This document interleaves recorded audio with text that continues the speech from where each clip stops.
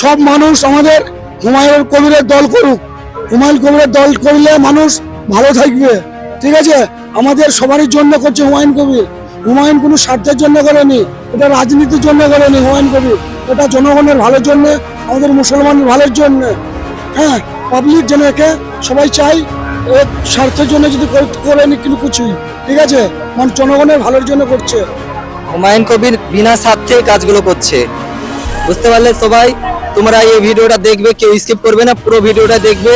বাবরি মসজিদ কোথায় হচ্ছে আমি তো প্রথম থেকে দেখাচ্ছি।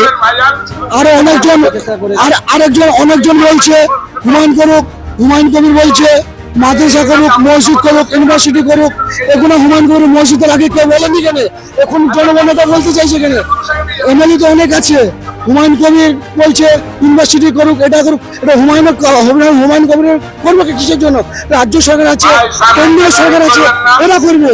হুমায়ুন কবির করবে কিসের জন্য? এটা কিসের স্বার্থের জন্য করবে?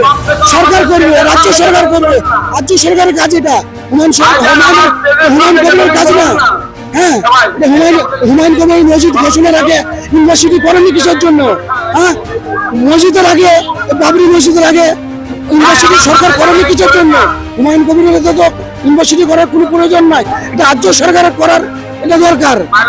হুমায়ুন কবির যেটা চাইবে, তার যেটা মনে চাইবে সেটাই করবে, তার তো এতে কোনো দায়িত্ব নেই। সেটা উনি চাইছে যে বাবরি মসজিদ তৈরি করব, তো তিনি ইউনিভার্সিটি কলেজ এসব করতে যাবে কেন? তার যেটা মনে চাইবে সেটাই করবে, তাই তো? আর জনগণ আগে বলেনি কেন ইউনিভার্সিটি করুক কি করুক? সেটা জনগণ আর রাজ্য সরকারকে বলুক, কেন্দ্র সরকারকে বলুক। হ্যাঁ, আমাদের হুমায়ুন কবির বিনা স্বার্থে বাবরি মসজিদ করবো বলছে, ইনশাল্লাহ বাবরি মসজিদ আমরা হবে, ইনশাআল্লাহ হবে। শুরু হয়ে গেছে 6 ডিসেম্বর থেকে।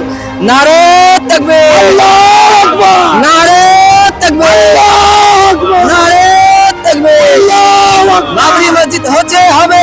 হবে।